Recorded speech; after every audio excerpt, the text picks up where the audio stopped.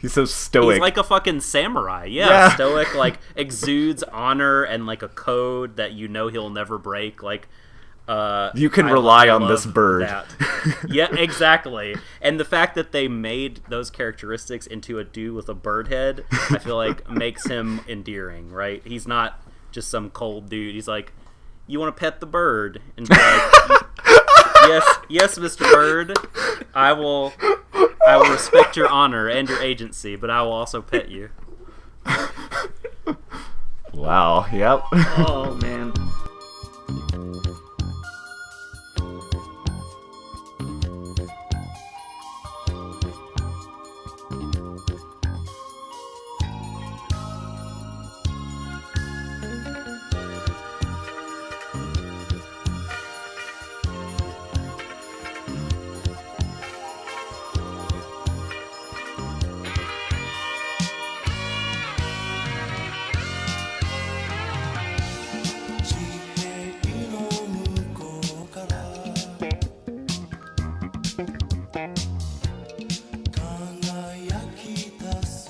Welcome to another episode of the weekly Wave Motion Canon podcast. I am your host, CJ Hitchcock, and this week I am joined by Jimmy Gnome and the Subtle Doctor, and this week we're going to be talking about My Hero Academia. Woo! Yeah.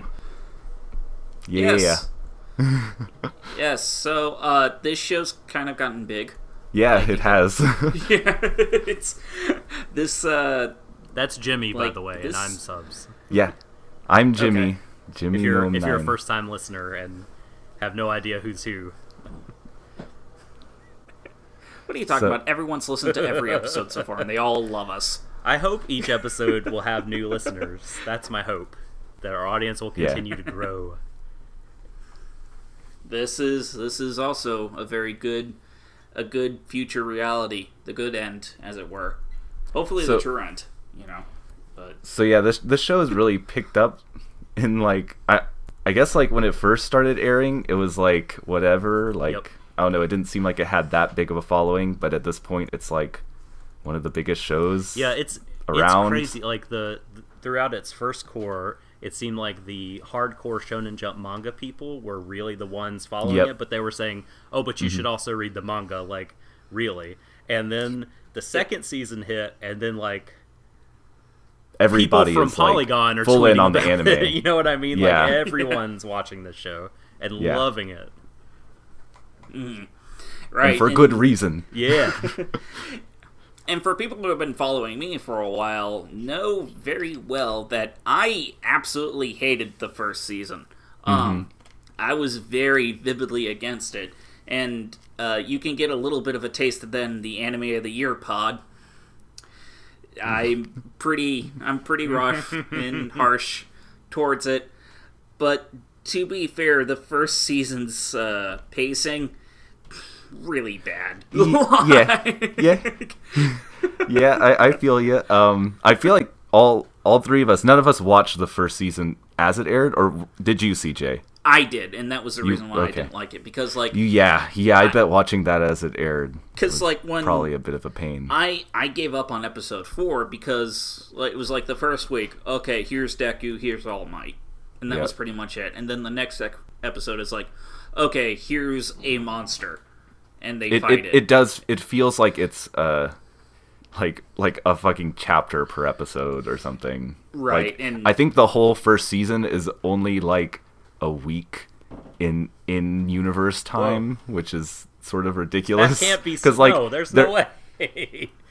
no like you know I know like after they get into school, like all that stuff that happens with the villains and such, like that's like the third day Right, of but school he, for them. he trains on the beach for like He trains week for or like a something, week. yeah. So it's a little bit more than a week, but it's like it's a very like brief amount of time that it covers, and it really just feels like an introduction to the show more than anything. Like right. there are some highlights, but it doesn't really stand that well on its own, which is sort of why I was glad that I waited until season 2 to go through the whole thing Yeah, in like one day. because for me, it wasn't really until, like I've mentioned previously on other episodes, it wasn't really until I heard Jimmy and Grant talk about it so highly and how much they were loving it, be like, well, maybe I did miss something. And then you got in that season 2 bandwagon, and it's just like, holy shit, this show's great. Right, and because really for me, like, I didn't really start getting connected with the show until maybe episode 6, where it's that first hero test that they have to do, where they're split up into 2 teams between heroes and villains. And, like, that for me was, like, the first time where I saw potential in this show and what it was trying to do. You know, about how it was about multiple characters trying to improve themselves and having to, you know, make up for their, you know, characters realizing that they have their own flaws and weaknesses that they have to overcome, and them striving to do better. And that's what really kind of clicked with me. I was like, okay, I see everything you're trying to do now, and I am on board. Right. But it took so long to get to that Yeah, point. so I started watching it as it was airing in the very beginning. I got through the first 4 episodes where he completes his training and gets enrolled in superhero school. And it really, I don't know, apart from like a couple of powerful moments, it didn't seem particularly special. And then, as we said, kind of the like momentum built and built and built in the fandom around it, and like CJ, I thought, man, maybe I made a bad decision, maybe I missed out, and so went back to episode 5, kept watching it. Like episodes 5 through about 7 were some of the most stressful anime episodes I've watched in a while of the first season. Yeah, well, really? Because the bullying of Midoriya by Bakugo was so fucking intense that it was like mildly triggering to me. Like it was it was so, he was just so obsessed with like making his life bad, and at the time it took them a minute, it took them a bit to show Bakugo's reasons for to kind of humanize him, and you know, his qualities, like why is he this way and everything, and thank God that like they kind of don't lean into that as hard going forward. But once I made it through that, like once I got to the arc where they go to the off-site training, they do the villain, and the that gets sort of crashed. Like I thought that arc was brilliant. Like that to me was like, oh yeah. I mean, people want to like down the entire first season, but I think those episodes, like the last 4 or 5 or whatever, are actually quite good. Oh yeah, they are good. It's just it's still, I felt it was pretty slow. And me, okay, like this show, like I shouldn't be watching it probably based on my taste. We know why you're watching. Like well, yeah, but we'll get to that. The rated R hero lady. That's why. Oh yeah, you got me. There's no shame. It's actually the 18+ hero lady. That's her actual name. It's like 18+.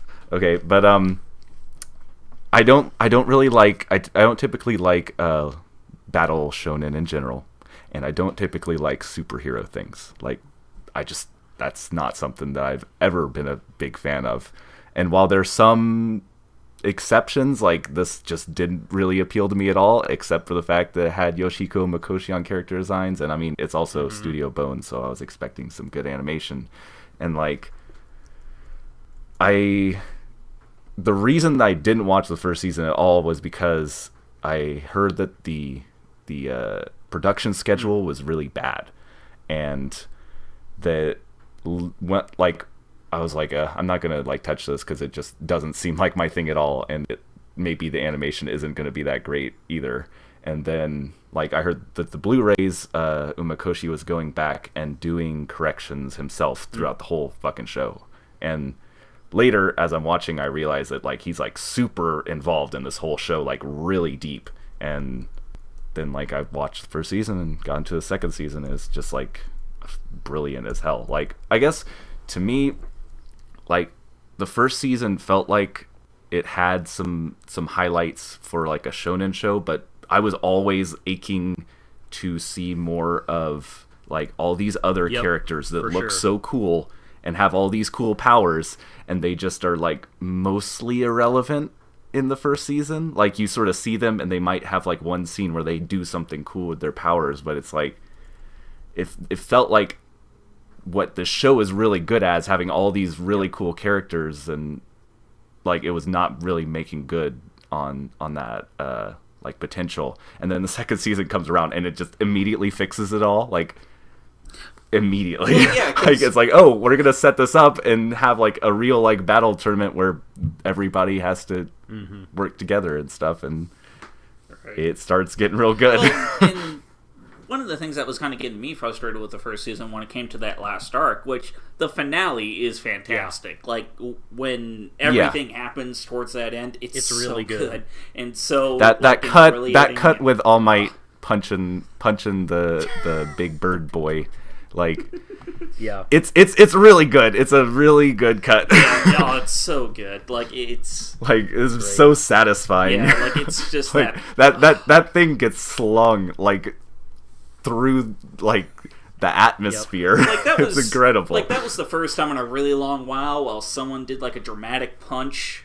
Well, like 300 punches Kenshiro style. It felt earned as hell. And not only that, but they launched into the air and they disappeared into a sparkle in the sky. Yes. And it did the little it's like a fucking sound. Team Rocket shit. And it's just like, oh my god, that's so cool.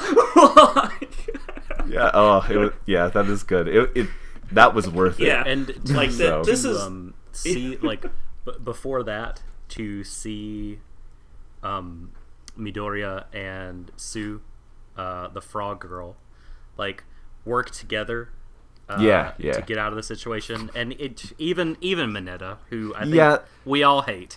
That was the part that was holding that section back real bad. I think it's not a very controversial thing to say that the bouncy one is the worst. He's real bad. In the show. Mineta is an abomination. He should have been written out. Yeah, like it's just like, okay, your powers aren't all that interesting, and on top of that, you're just kind of the pervy character for the sake of having the pervy character. Like, even worse than like your usual pervy character. Like, he is like actively assaulting the girls in his class, and it's just like, fuck off. My just partner fuck hates off. him. She really does.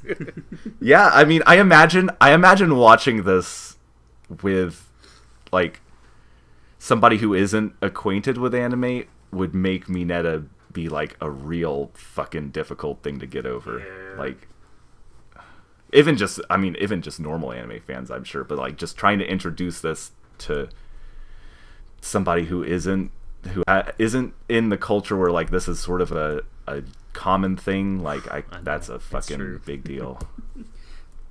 But what a piece of shit. Yeah, you gotta wonder if like Cartoon He's Network pretty back in awful. the day would just like edit him out of the entire show. Yeah. Oh, just cut him out. Give us. I mean, I'd love that please, cut. Japan. Like, yeah, never ever does it do any of his scenes like actually contribute anything. So you could probably just cut him out, or just put like a big black bar over wherever he is. Yeah, I mean, you could easily make one or two cuts where you just remove the sections where he's like groping people. Present. Yeah. But it's just, like you can easily do like a.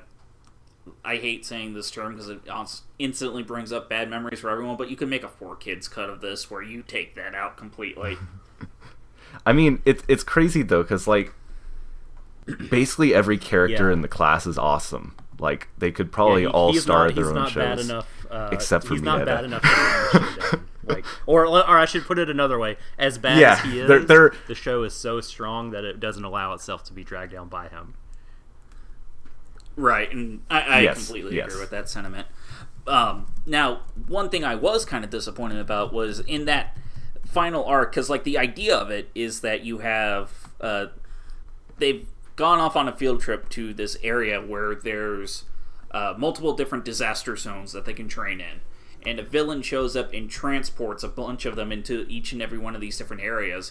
And there was a part of me that was feeling like it would be so cool if there were like multiple episodes where we just followed each and every group, and like because like one of my favorite personal characters right now is the dude with the tail. Like, I don't remember his name, but like it's just He's good. like, it's just- Wait. Right.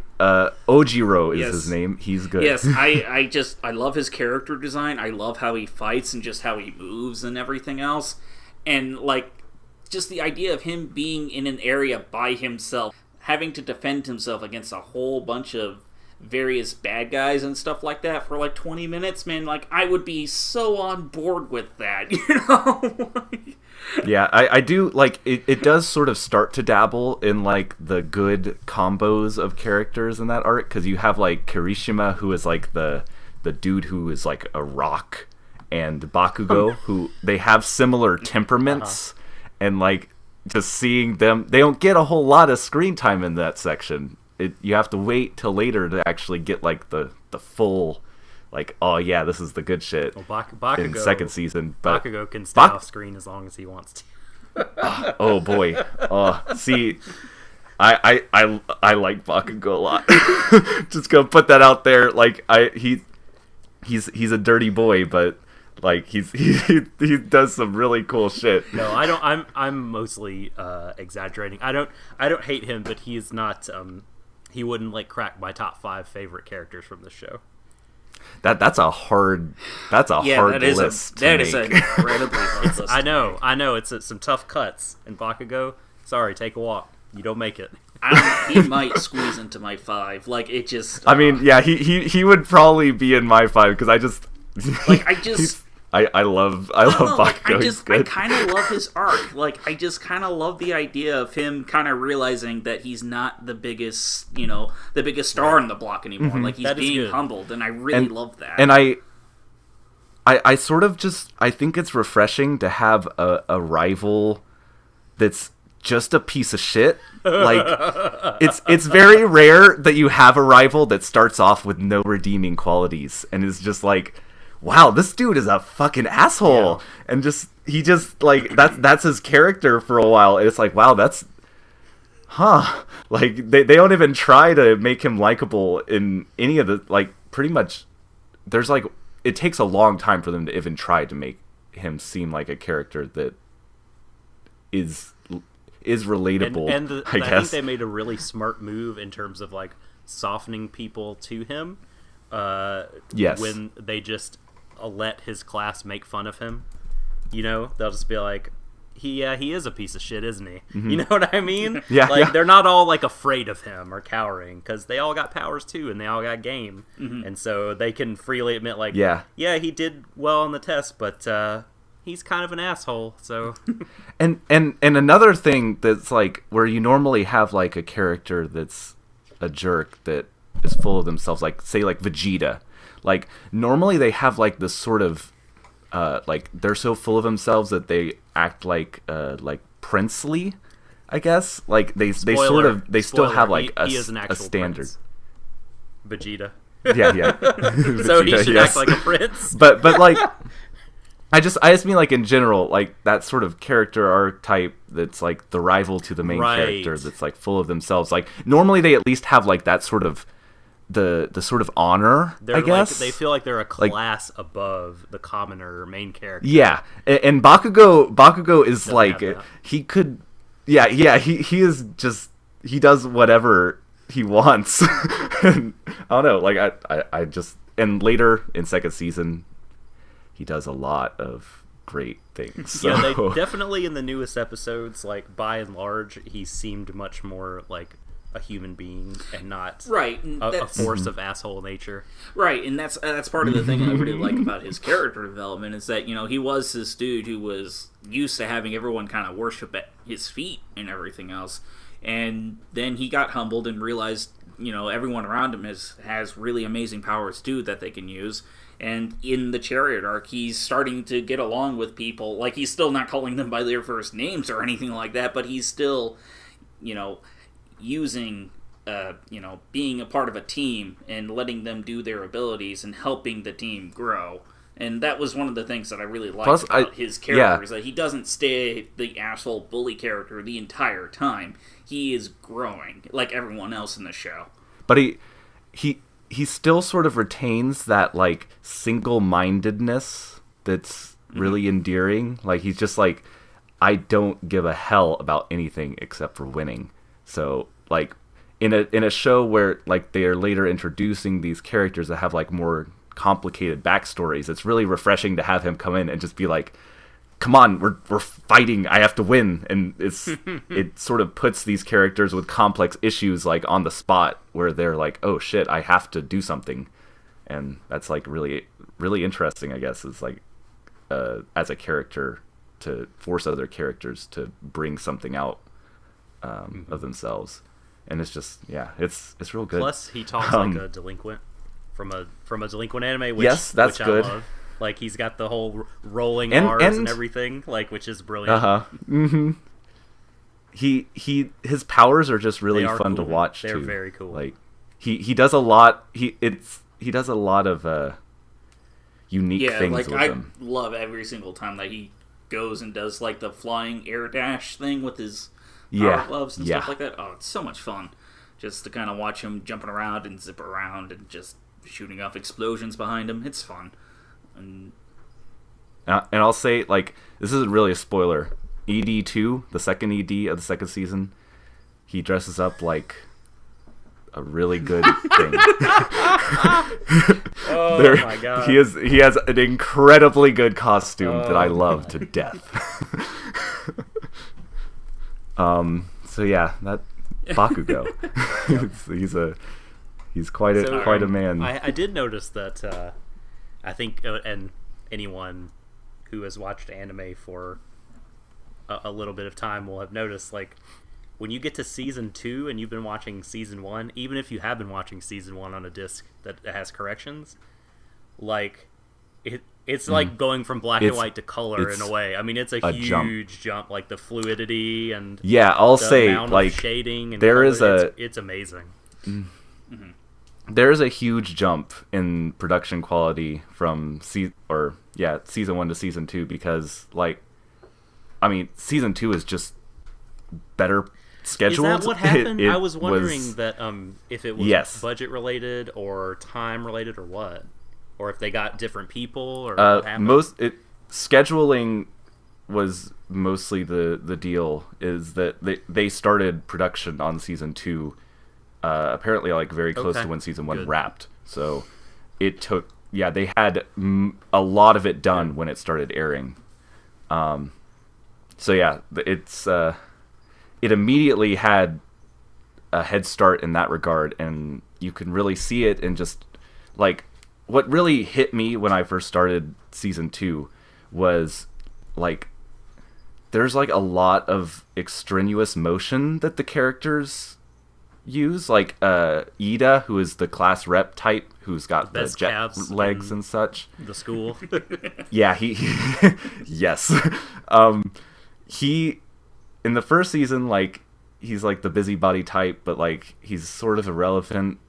And then in the second season, he's like a bigger deal, I guess. And just from the very first episode, you can see the way that he emotes helps characterize him. Like, he moves his arms in like really straight ways, and like you don't really see that a whole lot in anime, is like how all these different characters, like, just the way that they move does a really good job of conveying their like the essence of them. One of my absolute favorite characters to kind of watch in the background in every single scene that he's in is the guy with the electric powers. And to kind of go off on a little bit of a tangent, this show has kind of regressed me a little bit to, like, a very younger version of me, where, like, it just, like, I see every single one of the characters and I don't memorize their names. I'm just like, that's the frog one. That's the dude with the tail. That's the dude with electric powers. It's just every other character is like that for me. And it's just like, I don't know, it makes it more fun, like, when you're watching it in that kind of sense. It's just like, oh yeah, the frog lady's coming back. You know, just yeah, I feel you. All have superhero names instead of Japanese names. Like, you are not Bakugo, you are the Roman candle. That's how I remember you. But to go back to the electric boy, because, like, the way that the electric boy just emotes and everything else, it's so good. Just the way that he just kind of, like, moves around his little arms, and he's just moving back and forth on and off screen, and he's just kind of Like that's just what happens when you've got Yoshiko Makoshi as chief AD on the show. So he and, went like, from character to me, designer like, of season 1 to AD. No, he was he's always been, well, a lot of times in anime the person who's character designer is also chief AD because they just try and keep the drawings as close to on model as possible. But with Umakoshi, well, like I said, I wasn't really following the production of the first season as it went on, so I don't know how like in depth he was while it was airing. But after it aired, and he was doing BD corrections by hand, which is like really, like, that's a big deal that he was going through all the episodes and correcting things himself. And in the second season, he is like really involved in this show. Like, he will redraw scenes in almost every episode, and then he'll do episodes where he is not just chief AD but also general animation director. Like, it really like brings out his style, or his stylizations, which like tends to be like thick lines and really emotive faces, and like you can just like feel his presence just from, like, I guess like him being chief AD encourages the other animators to be more expressive, because Umakoshi is all about expression. Like, I went to his there was a panel that he held at AX for My Hero Academia, and when they asked him what's his favorite thing to draw, and he said expressions. He likes to think about how the characters are feeling and try and convey that on screen. And like, that is what makes this show so good to me, is like, not only are his character designs, like, the original designs from the manga are like great. Like, all the characters do a really good, like, just the way that they're drawn do a really good job of making you understand who they are just at a glance. And I guess he was just like a really good pair up for it, because he manages to carry over like all that made the manga designs good and then translate them into motion like extremely well. I very rarely see a show, at least like Umakoshi's own shows, like Doremi, for example, like that he's done character design and animation direction for. Like, they're really well known for their emotiveness, and seeing that carried over into like a battle shonen, I guess, turns it on for me, like in a way that most others don't. And I think that's really what draws me to this show more than anything, is just I would say the characters in general, but it's just everything about the characters, from the way that they're drawn to the way that they act to the cool powers that they have. Like, it's really good in that regard, of having like an all-star cast. I think, to kind of branch off to what you're saying, it's one of the reasons why I really like all the emotions, or all of the expressions that are in the show, because it just gives the show so much life when you're watching it, where every single person generally feels like they have a purpose, that they have a soul, that they belong in this universe. You know, you mentioned like before you told me, I would not have known that Umakoshi was the character designer for this show, because, you know, I've seen Cashin Sins and Hard Catch Precure. I've seen a bunch of screen caps of Doremi, and they all kind of have a similarity about them, whereas these are just different enough where, like, now that you say it, I'm starting to see, like, like Fumikage kind of looks like, you know, a villain that he might do for Pretty Cure. But I wouldn't have just, like, known that. It's, well, I mean, since he's doing an adaptation, like, faithful, sure, he's gonna be trying to be faithful. But even if you look at like Todoroki, if you like cover up the red half, you can see Ginko. You know, I don't even have to look at a picture, and it's very easy. Yeah, that's like it's really clear. But I had no idea. Yeah, he was wow. He was character designer and chief animation director. Yeah. But it's really crazy though how involved he is in the show. I mean, Umakoshi's really well known for being a really efficient worker. Like when I was at the panel, he was doing live drawings, and they're like, he likes to do like these profile drawings with markers that are like really pretty to look at, and he did one for us live, and it took him less than 8 minutes to do the whole thing. And it was like, holy cow, like he works really fast. And you have to in that industry. He, I guess, like, just that quality allows, yeah, but like he's like particularly good at it, and I guess that quality allows like the show to him to be so involved in the show. Like he's later in the show there's a big cut by Yutaka Nakamura, who's like everyone, the big shot. Everybody. I mean, I don't even. Everybody knows I know Yutapon. Like very little about the Sakuga world you inhabit, and I know Nakamura. Yeah, and Umakoshi is like actually doing corrections on top of Nakamura cuts, which is like, holy cow. Right. So just for a quick like, wow.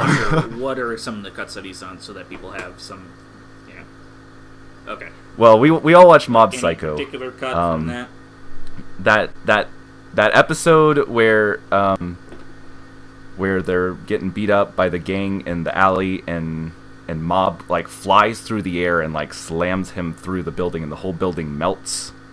Like it's a really like the big cut. Didn't he also from, the one I guess, the one from Mob that Psycho. I feel like I will always remember is, didn't he do the final fight of Sword of the Stranger? Because oh my god. Yeah, he did a lot of Sword of the Stranger, but I guess these days people are more his style has changed a lot in the past couple of years, so people tend to associate him more now with stuff like what was that show? Was it a recent I show? can't even remember the name of the show, but what is it about? There was a show. Yeah, it was a recent show. It was about like geopolitics with superheroes, and it was a real crazy thing. It had like a bunch of different superhero type dudes, and it was by Bones. Wait, I can just look up Bones anime. Struggling to think of this. I feel like I know a lot of Bones, what but the hell is this called? It had oh yes, Concrete I really would like to see Concrete Revolutio. He did a lot, like all the really big cuts in that show were him. So, yeah, like he's lots of people know that guy, but he had his like. It's just very rare to see like a really esteemed animator have cuts. I mean, not really corrected, but I guess like they're made to look more in line with the rest of the show, even though it's still like Yutapon as hell, that cut. You guys haven't reached it because you're only at 19, but there's a big fight. And it has some, you'll probably know exactly what it happens. Yeah. And that's the other thing that's been going on with the show is like, I can't remember the last time I've been watching a series where I've just been like, yes, give me more. Like, I want more. Like, it's been so long since I've been like, oh my god, just give me more.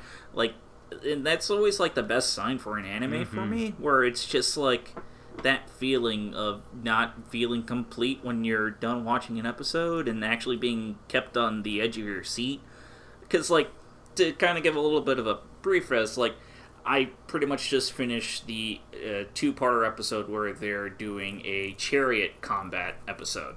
And I watched, like, I got up, did some chores in the morning, and I'm like, alright, I'm going to throw on an episode of My Hero Academia, and watched that episode, and it was just like, oh man, two of the characters are getting ready to fight it off, this is going to be awesome. And then I looked at my watch, and it was time for me to go to work, and it was just like, no, maybe I'll call out. I had that passing thought, I was just like, maybe I'll play sick, and I can watch more of the show. That's why I don't want to catch up. I don't want to get to the point where there's no more of it and I have to wait. I want to just be in control, right? Of like this and Dragon Ball Super are both shows where I'm like, no, I'm just not going to catch up. I just want to be able to watch a whole swath of episodes whenever I feel like it. Yeah, I'm kind of that way with Tiger Mask Double right now. I will say that I like the format that they're releasing it in, even though like the first season I felt was too slow. Like I appreciate the restraint of not just being like, hey, here it's a new Shonen Jump series and we're going to have a long running show that's airing all the time, and the animators are going to have to be coming up with stuff every week until either the show ends, like the manga ends and we finish adapting it, or we give up. Yeah, or we give up or something. So like doing it. When is the current run going to end? Do we know yet? It's this season's 26 episodes. Okay. So we're just we're just over the halfway point right now. It'll be over. No. So I think like having it at that approach is what, like, obviously Umakoshi would not be able to be as involved as he was. Like, even though he's so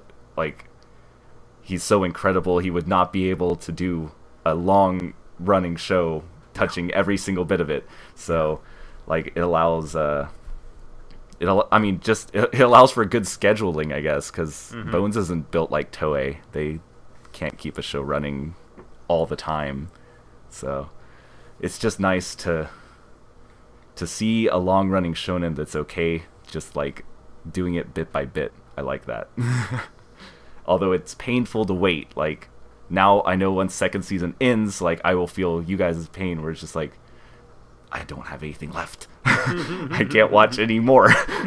Because at least now I can look forward to the next episode. But it's just like, it'll be hard waiting for more. But I'm sure it'll get made because, like, legit, the show has picked up. It was one of the biggest things at AX. I was totally surprised by just how many, like, there are tons of cosplayers. The panel we went to was totally packed. It just seems like everybody loves this show, which is great because it's very good. It's really good. Before we start talking about specific characters, which I feel like we're sort of itching to do, we've talked about the visuals a bunch.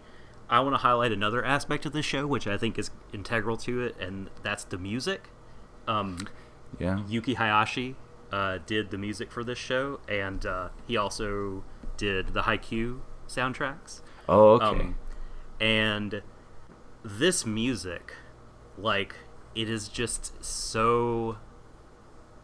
it matches so well the uplifting and inspirational tone of a lot of the show that it just takes you soaring with it. Like, it takes you, like, in conjunction with the visuals, and you start to believe because of this music. You feel like, you know what? My life ain't that bad. I can overcome shit too. I can do it. Like, and the show, I think, would be like 30% less good without this music. It's to me, it's like completely like just a part of it. I mean, if it is as essential to why I like it as any other element. There are some really good hype tracks in this show. Like, when it starts playing and you're just like, oh shit, here it comes. Like when Midoriya bursts back into the arena when he's won the race, and it's just like the da da da da. Yep. Like, and you're just like, oh my god. Oh, I feel it in my cheering. heart. Just All Might's theme is so good. Oh my god. At the end of the first season, it was like, yo, yes, what's up, fools? Yes. I'm here. That was so good. Yeah. And you're like, oh Jesus, these guys are done. They're gonna get fucked. They've got no hope. And there's a part of me too, it's just like, oh my god, this is better than Yep. I can't disagree. But yes, let's go ahead and dive into specific characters. So, and I know we already said top fives are really difficult. But do you want us to do it anyways, or maybe do like top threes? Well, not just that, but let's go ahead and pick one character individual that we like to highlight above everything. I'm gonna, I'll pick one. Let's make it hard. One. Like, I'm hoping you're gonna pick. You both will pick ones that I wanted to pick, so that I won't feel guilty for leaving them out. Okay, I'm gonna go first. This is probably going to be like out of nowhere. And talked about Bakugo. Yeah, so I don't have to do him, which is good because I probably would have if we hadn't. But Mina, who is the poison girl, is so good.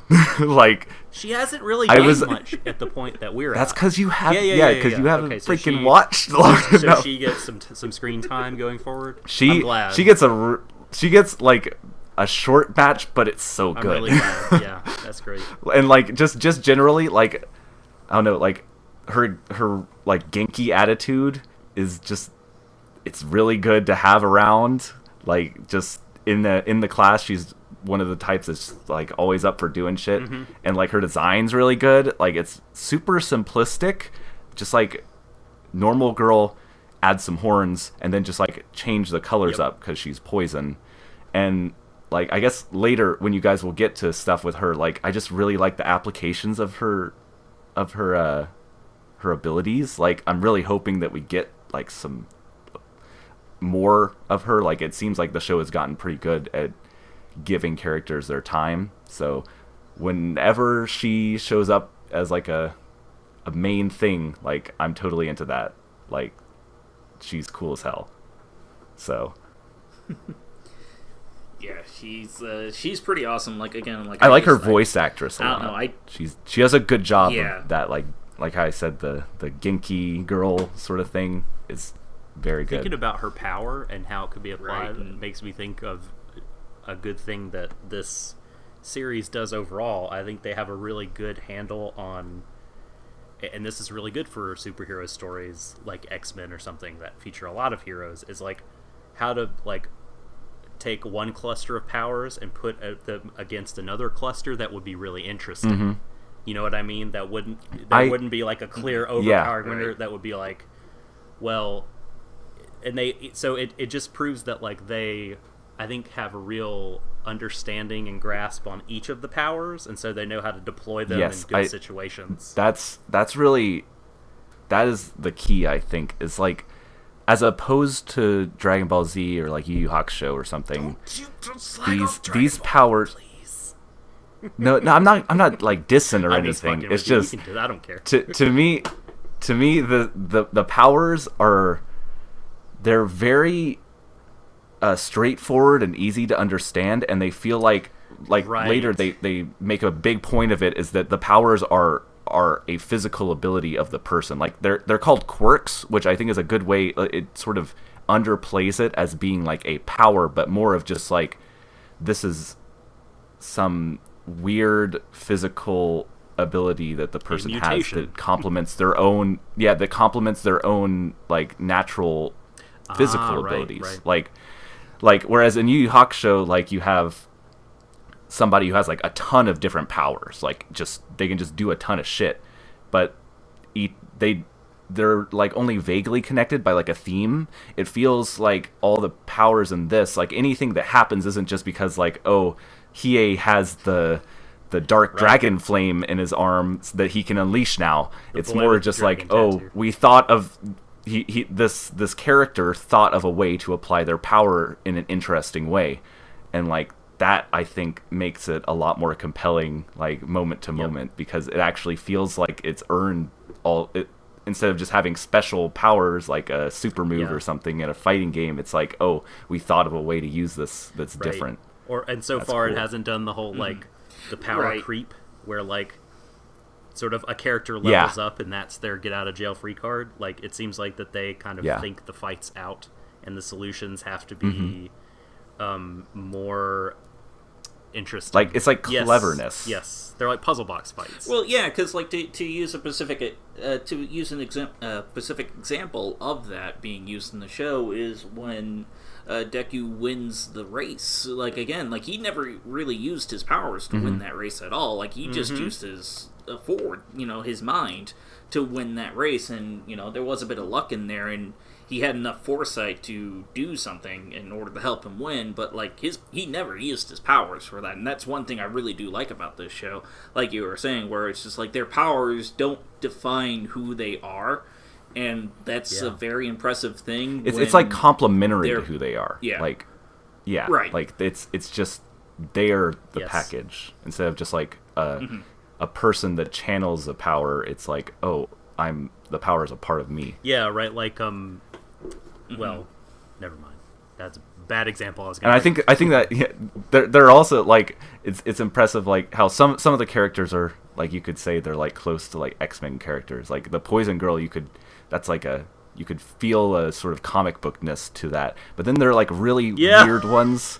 Like Jiro, who has like headphone jacks coming from her earlobes. That's an amazing power. And it's like Or the dude okay, that all right. dispenses tape from his elbows. Yeah, that dude's great. Like I just like, oh my, that's so fun. Like that. Or the best character, it's cool. Cementos. He can just make cement. Very useful in the society. I mean, he's it's a fucking like he's a great person to have around for utility purposes. Like it's great. Okay, so which character do you want to highlight? Man, it's so hard to pick just one, guys. But I mean, I guess if I had to pick one for now, Mei Hatsume, the Mei? pink-haired inventor girl. Yeah! Oh my god, I love so her. good. Oh my god. Like her and her babies. You guys are haven't my even gotten favorite. to the fight. Y'all are real close to the I'm so fight with her. excited. It's like the actual fight. It's like it's one of the highlights. It's so good. She's great, and like, so she's voiced by Azu Sakura, and I think she's an idol singer who I don't think she's ever done anime voice acting before, and like I was just immediately upon hearing her talk before she talked about the babies, like I was just completely struck by like her acting performance is like it touched me. It was incredible. It was so over the top, but in this very specific way that sounded so different from everything I've heard. I just was like, I want to know this character. Sit me down with her. Like I want to follow her now. Yeah, I'm hoping that like since she's not from the same class, I'm worried that she's just going to be gone.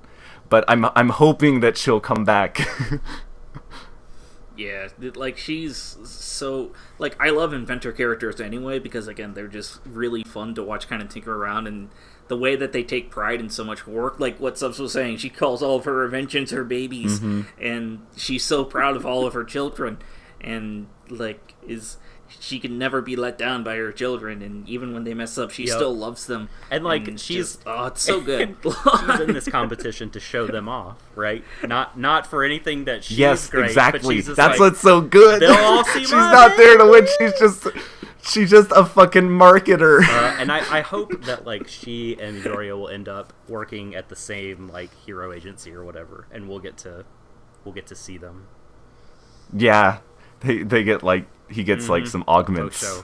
So she would be my top one. I have a couple more, but I mean we'll see with time. I looked up Mina's voice actress and I saw that it's Karen from Monogatari, and that makes a ton of sense. Very good. All right, CJ. So CJ. Oh man, so a character I want to highlight.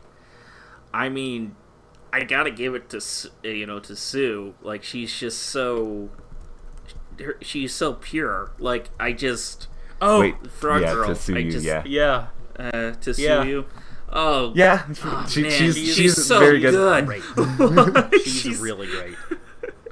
Like there was a tweet a while ago that I had retweeted where it was basically saying like, why is the Frog Girl not the main character? And I completely agree. It's really crazy. Like I didn't even know about this show or the manga like years ago. I guess when I first started serializing or whatever. But I knew who this character was. like it's just that. Well, I mean, actually, it was before I was even like twittering that much. It's just like her character design. You see it once and you remember it forever. Her mouth and eyes. Because it's just a really great character design. Yeah, and just I think the thing that I really like about her character the most is just how versatile that they make her powers. Because again, like, she's basically Toad from the X-Men. She is a lot more versatile, I guess, than right. than, well, than yeah, the I'm other. just kind of giving a I'm general not this overlay of what her powers are kind of like. But, like, just the various different uses that she has with her tongue, the way that she maneuvers in water, and And the fact that just- she keeps Mineta in his fucking That place. was like when she like Yeah. slaps him with her tongue. What a great scene. Yes. Just yeah. trash him. So good. But it's also really great, too, because, like, she's constantly trying to keep Deku in check and stuff like that, and just like, hey, you don't need to, like, freak out about every little thing. You can relax around me and stuff like that. Like, I really like that about her character, too. Is like, She definitely feels like she's very chill, like, in the class, but she's also, like, keeps an eye on people. Like, I guess I just was watching, like, the more recent episodes, and she was, like, keeping... Or like, she was, like, the first to notice, like, the sensei didn't have his bandages on, something like that. And it's like, oh, it's, like, a nice little quip that makes these characters feel more human. Frog-like. Because that's what I would describe Or a more frog as frog-like. chill, She- but always watching. Always watching. That's right. Yeah. Frogs are pretty chill, I guess. yeah, and also, the other thing, like, I haven't seen this in the show itself yet, but I've seen the tweets of The her Froppy. family, and, like, oh my god, her frog family is adorable. Oh, Like, oh, I didn't know that love it. existed. I can't wait for that. That's super. I love it so much. Oh, it's so good. Like, every one of her family members is a different type of frog. that's It's great. so good. That's great. The name she comes up for herself is really good too. Man, you just want to see all these characters succeed, and that is the Exactly. real strength of the show. Yes. Yeah, Except for yes, Mineta. that is true. Well, I'd like to see him succeed insofar as I'd like to see him mature out of this horrible stage of life that hopefully it's a phase that he's in. That would be But, a miracle. But no, I want them all to do well. I want them all to succeed and have good lives and love each other and be loved and take them home and hug them all and feed them delicious meals and make sure that they're all taken care of.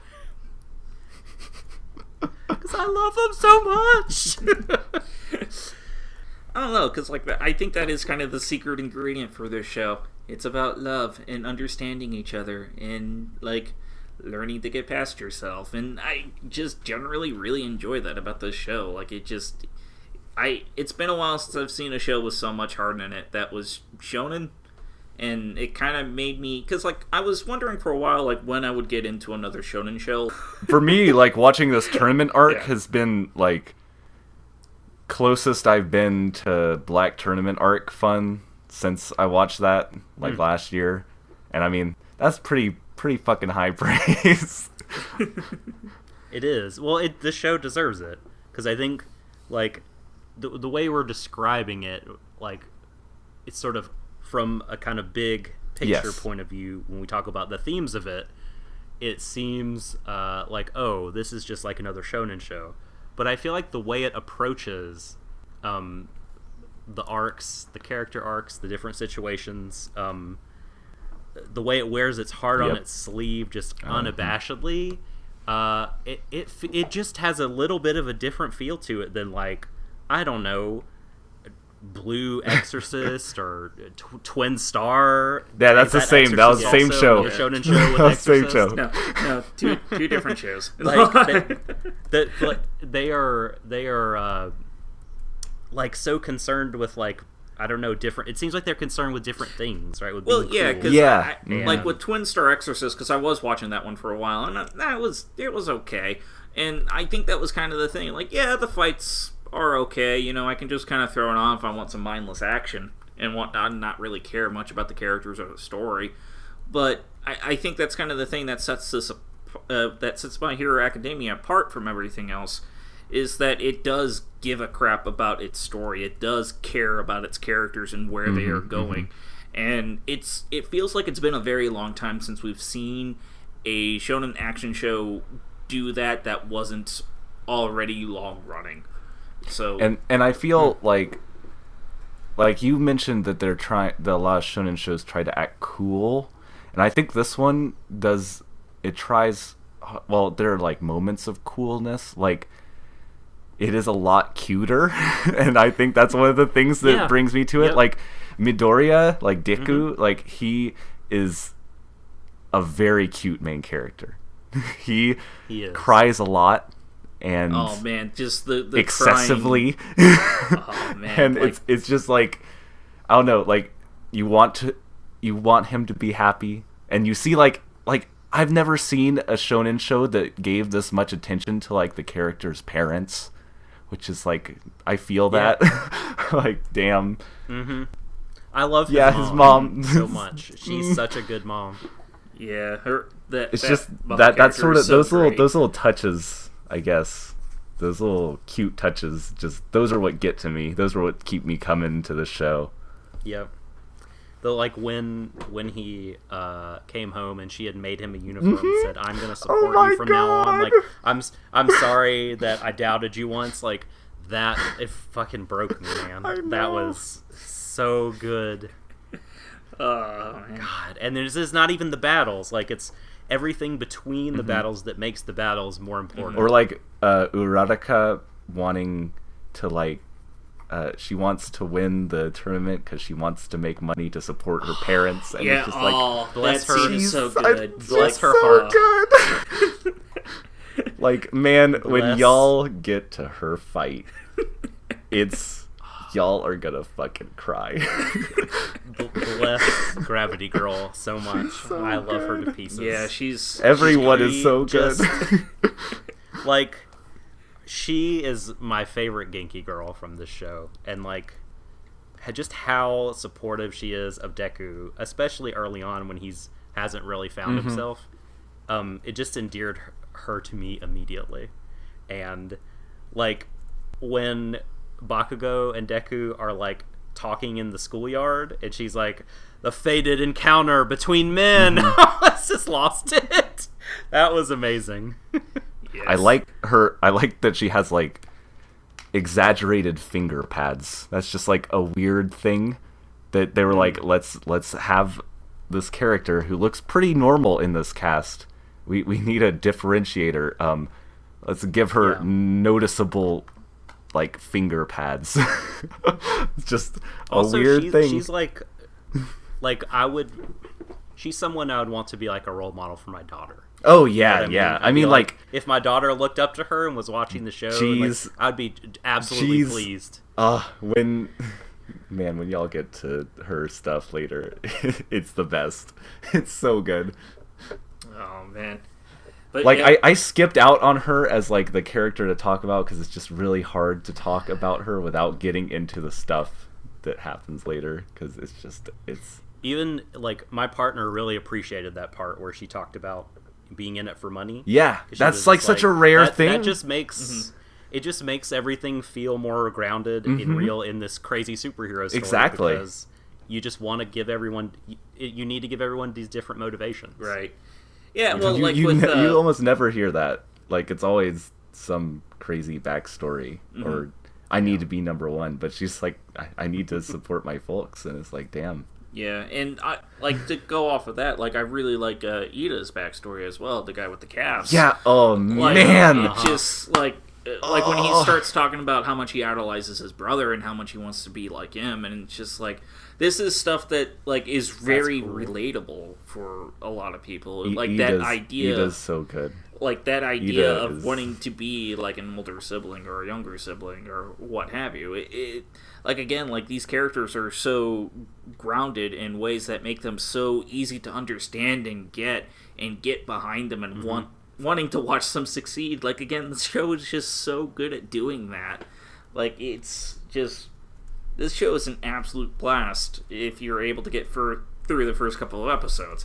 Like I think that's kind of the big caveat with the show. But again, like Yeah. it is so worth it. Like this is a show where like if you It put is. in the work, it's gonna give it back to you in tenfold. Like it really is, and that like it's been forever since the show has done that for me, and It made me fall in love with a boy with a falcon. yes, Yes, yes, Who- sir. Can I just? He was the only other character I want to talk about, Fumikage, because the first time I saw him in the first season, I was like, man, fuck this bullshit design. Like, He's- this is he's- some he's a throwaway bird. piece of garbage character, like useless. Like he ain't gonna do jack.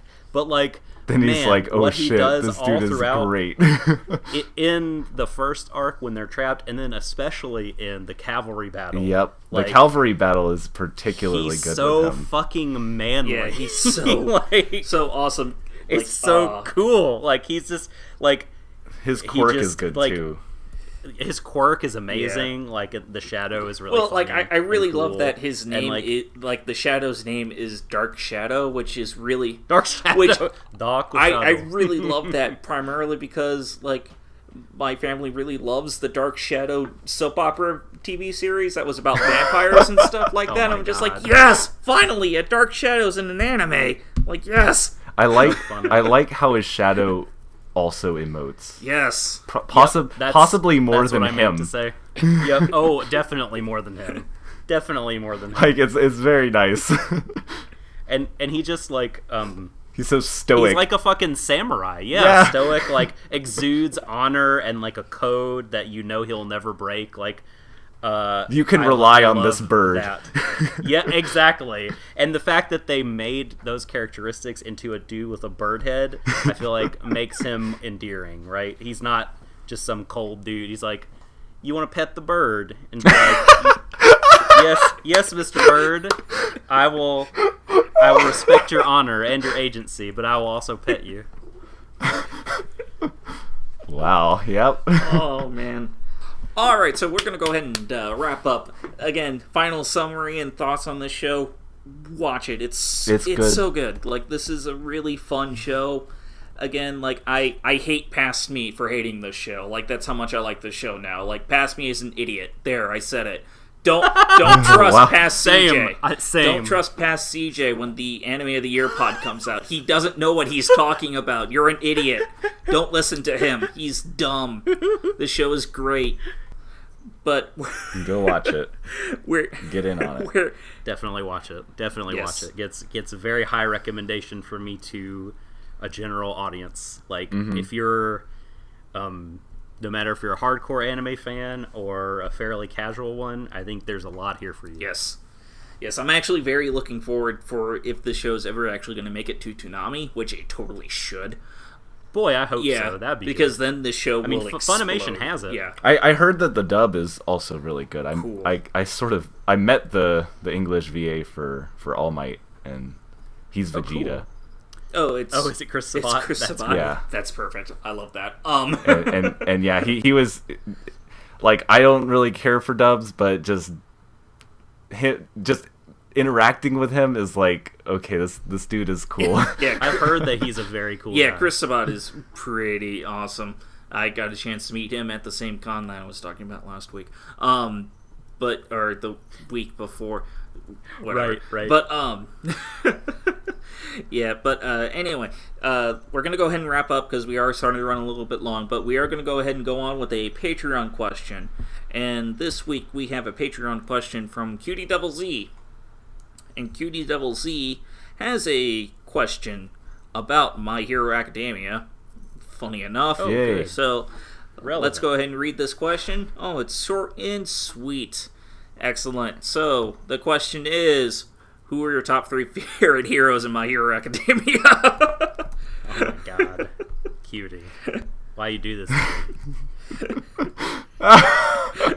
Oh, huh. So, I I mean, wanted to avoid when this. you say hero, are we then bracketing Like A, it's the only like adventure? the hero course, or like maybe we should just say characters. I think we should stick Yeah. it to students at this point. Okay. Just because Okay. of...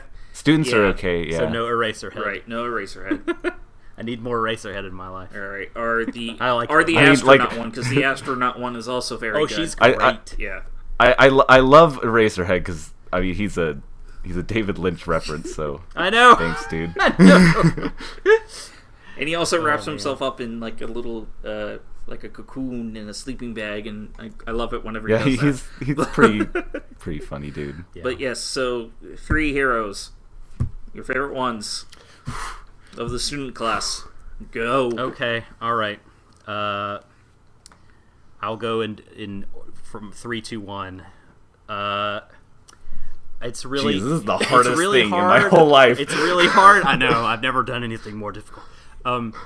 I think I'm gonna have to unfortunately leave Deku off the list. Like, yeah, I would. He's almost there making it, but I think my 3 are gonna be Todoroki at number 3, Ochako at number 2, and Mei number 1. You know what? No, flip those. Mei number 2, Ochako number 1. Gravity Girl, love you forever. You're the best. Okay, then I'm gonna leave her out of mine, and I'm gonna do Todoroki number 1, Ooh, number Bakugo, 1. Bakugo number 2, and Mina number 3. Yeah, You I are didn't a really want shonen to talk boy. about Todoroki because I actually cannot talk about him without spoiling you Sure. guys. Like I said, But I've he- seen a little bit of it, and if it's like only the tip of the iceberg in 19, kind of what he is what he and his family extremely is about, good. like it is it's rough and it's a lot, and I'm very intrigued. All right. So And also, he's a badass, FYI. Yeah, yeah. He's so wonderful. man. So I guess for me, I'll go ahead and put Zoo in number 3. Frog Girl, number 2. Mm-hmm, Yeah, Tsuyu. Sue, yeah. Suyu for number She 3. good. And then, Tail Boy in number 2. Ojiro. Ojiro, yeah. And I think if I have to give number 1, man, It's fucking Mineta. Cementos. all right. Oh man, like, oh, this is hard. Because like, you know what? I'm switching it up. I'm putting Tailboy as number 1 because I love him so much. Just he's so unique and interesting, and I just kind of love his design. Frog Girl is number 2, and I guess number 3. I'm gonna go with Electric Boy. Man, like he's so much. Oh yeah, Kaminari, Kaminari. man, he's so fun. Like, I just really like his character. He's good. I like Just- what happens when he overuses his power. Yeah, like he's just I dig him so much. I love these characters so much. But thank you for the question, Cutie Double Yep. Z. That was tough. Forced us to actually yes, do it. Decisions, man. All right, so that's gonna wrap up another weekly for the WMC podcast. I am CJ Hitchcock. You can find me over at CJ Hitchcock on Twitter. Go ahead and check out our Patreon. It's titled Wave Motion Canon. Same with the podcast that is on the iTunes and the Stitchers, and you can also find us on YouTube at Wave Motion Canon. Again, if you search Wave Motion Canon, chances are you're going to find us and where to follow us. So that's always a good thing. Or it'll be either us or like a Yu-Gi-Oh reference. Yeah, there Yeah. there is a very overpowered Yu-Gi-Oh card Wave Motion Canon, and it's I don't know. It's the card that Josh stole from Roger Ebert when he hustled him. No, no. We're It gonna was, perpetuate that story. It- It's by the end of the year, it's gonna be truth. but We're all gonna believe it. so you're telling me that Josh Dunham beat Roger Ebert in the game of Pokemon using Yu-Gi-Oh cards? Is that what you're telling me? Yes, the story. You know how telephone goes, right? The story has been enhanced. Yeah, it just keeps going. All right. Where can they find you guys on the internet? I am at JimmyGnome9 on Twitter. I am at the Subtle Doctor on Twitter. If you want to ask me a longer question or get a longer answer, it's curiouscat.me/the Subtle Doctor. Jimmy has one of those too. I do, yep. And I also host a podcast that's part of Wave Motion. It's called Warui Desho, WARUI, new word, DESHOU. We're on iTunes, SoundCloud, Stitcher, and all that if you want to hear me ramble on about anime with some friends. And sometimes video games. Yes, we do have a Persona 5 I know we're planned banned. this year. I know we're banned from saying the word video games on this pod, but It's a bad word. Don't talk about them. They'll corrupt your soul. Your pure anime soul. that's right. I mean, what if you were watching an anime that is based around a video game? Like, does When that... you're watching a bad anime, chances are. or what if you're playing a video game based on an anime? You might be playing a bad video Like I game. played. You might be. Does it start with an S and end with Word Art Online? subtle. That's why I'm called the Subtle Doctor, my friend. There it is. Alright, see you guys next week. Diagnose.